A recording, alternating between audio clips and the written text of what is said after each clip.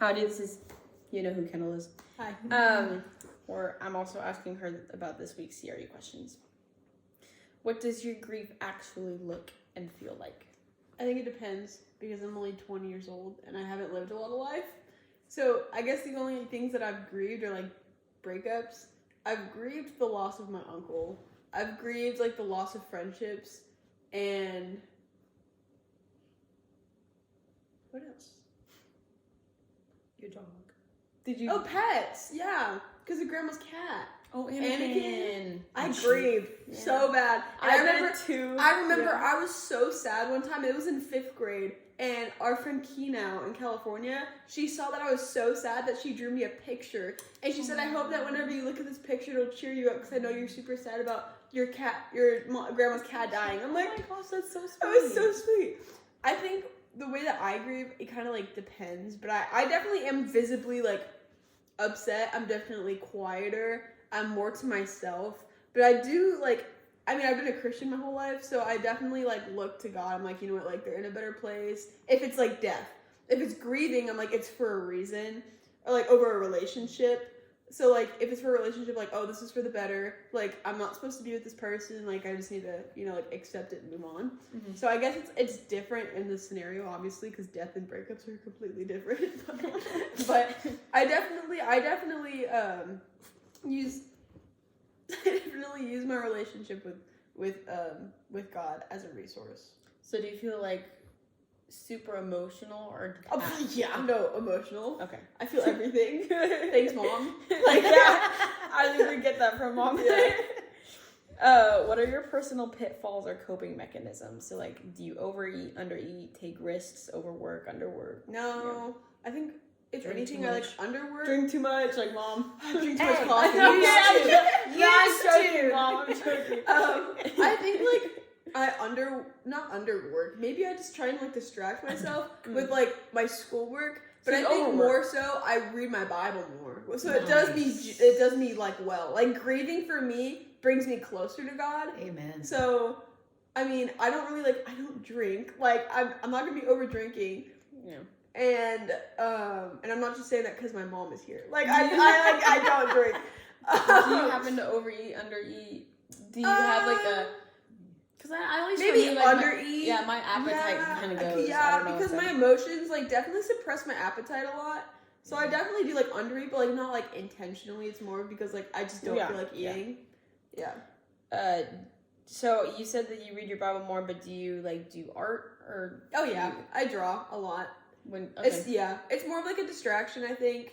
And then like also because like I'm proud of the outcome of it, so it makes me like some sort of happy. You know, it's like.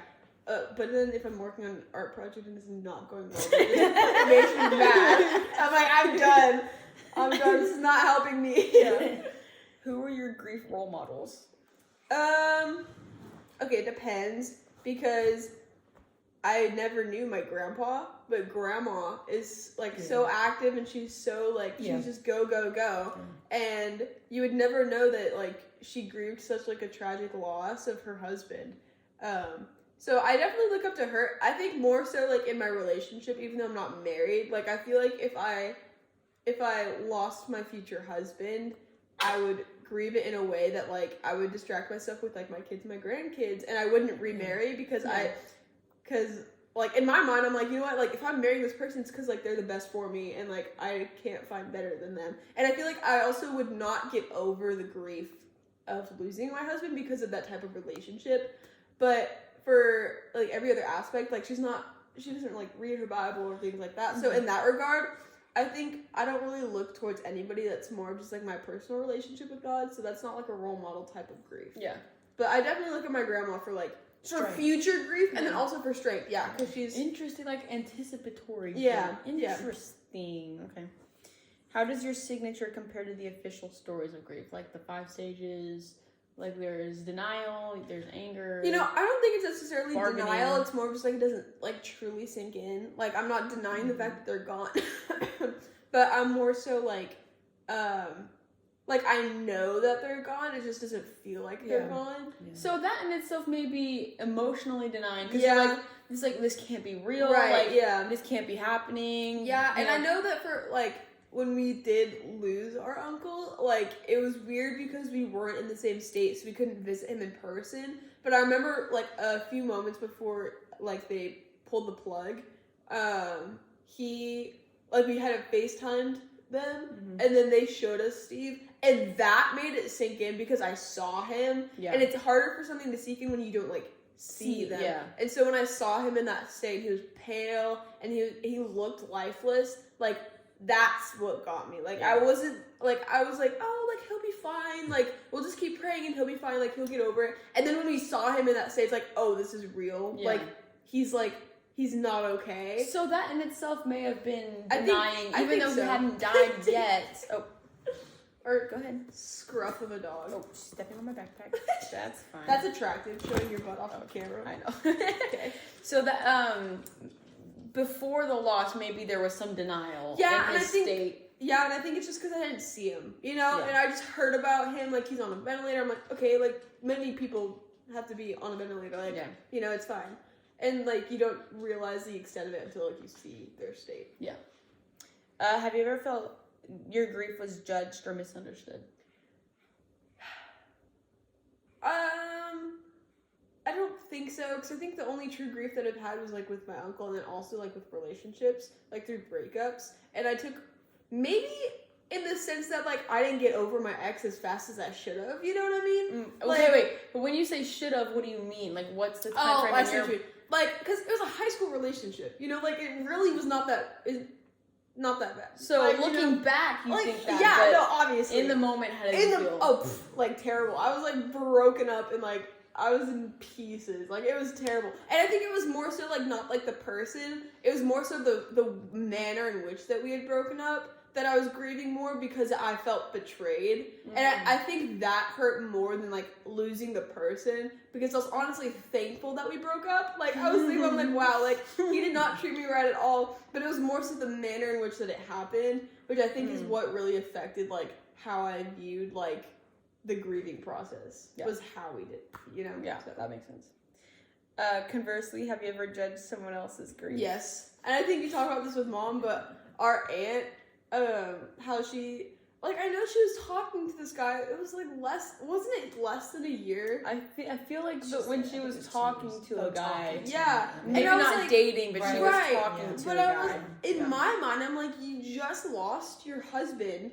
Like, I have only known y'all to be together. Like, you've been married, like, way before I was even born. Years, yeah, years. I'm 20. Like, this, like, like, it was just crazy to me that she could even consider, like, talking to a guy or, like, dating a guy. You had kids. Yeah, no, exactly. You had grandkids together. Like, you guys grew old together. Well, not old. They're not old, but, like, you know what I mean? Like, they had grandkids. Like, they were grandparents. So, I think, like, when she started talking and dating other men, I was like, that's too soon. Like, you shouldn't be doing that. Like, you're not properly grieving. But then again, is there really a proper way of grieving? So it's like, you know, like, it's who am I to say that? And I know people grieved, like, differently.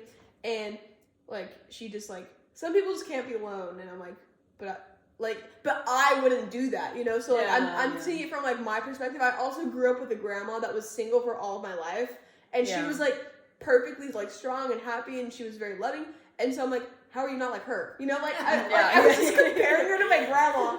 So, I mean, like, that was, like, obviously, like, looking back, I'm like, I probably shouldn't have judged her, but I kind of still do. Like, I'm like, I feel bad, but I still kind of do. She's not going to see this, right? No. This is, like, a little sub part of this question, but did you ever feel like you witnessed someone being too dramatic about a loss? Or have you not experienced enough of, like, other people's grief to see that? I feel like in like losing someone, I haven't seen like that much. But you know, I will say in high school we did lose a classmate. He wasn't in our grade, but he was in a couple grades above us. But I saw a lot of people that didn't even know him, like, posting about him, and, like, it seemed like they were pretending to know him more for the attention. And so, honestly, from my standpoint, I didn't, like, know if they knew him like that. But like I kind of thought like you just want the attention, you just want to be like recognized as you lost someone close to you even though you weren't that close to him. Yeah. And I mean that I kind of judged because I was like, did you really like know him like that? Like, are you really grieving or do you just want the attention? Right. But like, who am I to like dictate like what their relationship was like? Yeah. So I think that's like something where I've like judged how like other people grieving too much is like he didn't know him. Yeah. But then again, it was tragic because he was like our age, you know, like he went to our school. And the manner of it was really tragic. Yeah. So there was that. But maybe like not necessarily death because again, I am 20. My friends have not lived a lot of life either. So more like breakups, like people being dramatic about breaking up with their boyfriend or with their girlfriend, and they're just like in pieces. I'm like, bro, you guys dated for 2 months. Like, why are you so? Like, why are you so? But then again, in high school, you were also, I was the same way. Yes. I was like, yeah. Understood. But I completely, totally Yeah. understand. Based on your personal experience and your reflections, what do you believe it truly means to grieve properly? You know, I have a way that I view grieving as like proper, but I shouldn't because everybody grieves differently. Everybody's different. It has different life experiences. But I feel like there's like a period where it's like obviously like you're super sad about it, and sometimes like you can't get out of bed in the morning. But I feel like that's also just like what I've seen in movies. Like, you know what I mean? Like, sometimes it's just so hard for me to get out of bed. And I'm sure that's true for some people. Like, we just watched My Girl last night.